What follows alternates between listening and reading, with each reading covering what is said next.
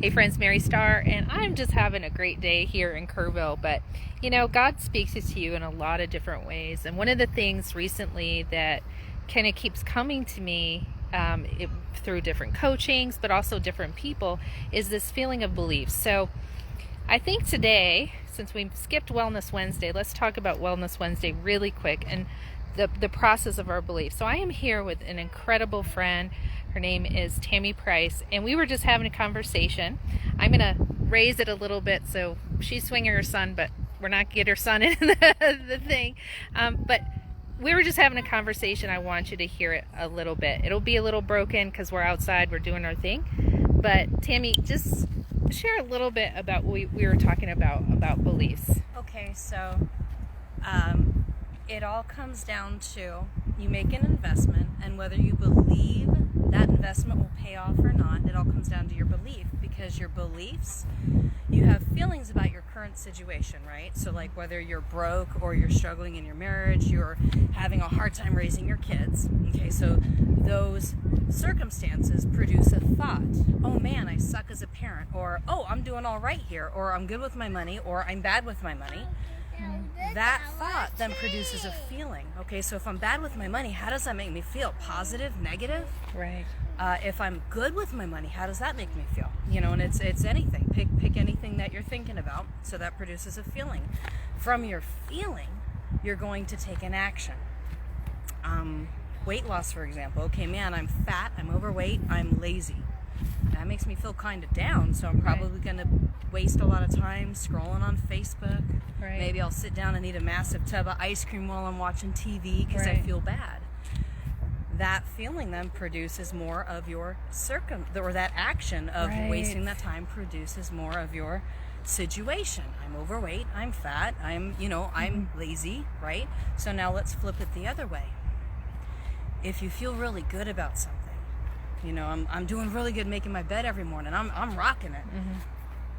That's positive, right? Right. So then that positive energy, let's clean the house. While I'm at it, I'm doing so good with my bed. Let's attack part of my house now. Mm-hmm. So it's like an upward spiral or a downward spiral. Mm-hmm. But the bottom line is you can invest all the money in the world into all the best trainings. Mm-hmm. But if you don't have the belief to apply and the belief to follow through, you're going to continue remaining stuck. You're going to continue being a addicted spender, whether it's self-improvement or weight loss programs or parenting programs or marriaging programs or whatever. You can have all the knowledge, but if you don't have the belief, you're stuck.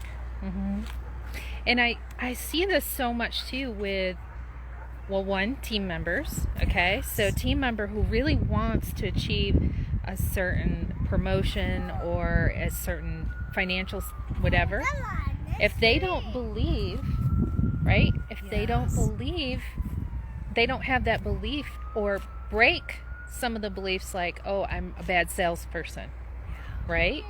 And the same thing with health coaching clients is that they can spend all the money they want but if they don't believe they're healthy, right? Or I was talking with my friend Rob, and we were having the same conversation, so I know it's such a God thing, about belief in going back to what's been planted, right? What's been planted. Oh, well, we're all big boned, right? Or our family always has high blood pressure.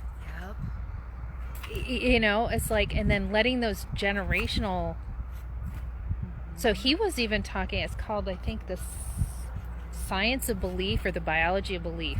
He's going to text me. I'll post that in my follow-up here. But awesome. Yeah, thank you, Tammy. Anything else?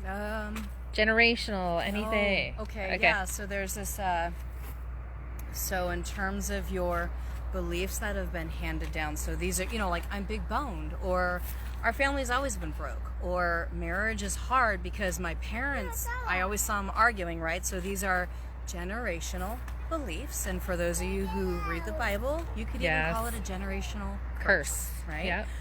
So if you don't learn how to think about what you're thinking about and how to really take control of that thought, it's going to be continue to be passed down. Okay, we're going to get down? Yeah, we're going to get down right now, kiddo. So you have to take control of what's controlling you. Yeah. And like, you have to ask yourself the questions. And like, oh my gosh, there's tons of ways to do that. But just taking that time to ask yourself and think about what you're thinking about, so that you can break off what's been attempting to control you and attempting to impact your legacy. That's so good. And I think we'll end it there. Thank you, everyone, for listening. I know this is a God message for me. I hope that you really has impacted you.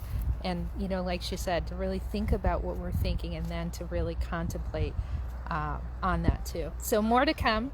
And I will post this up on our YouTube channel for this week's Wednesday Wellness, and give you some follow-up resources with it.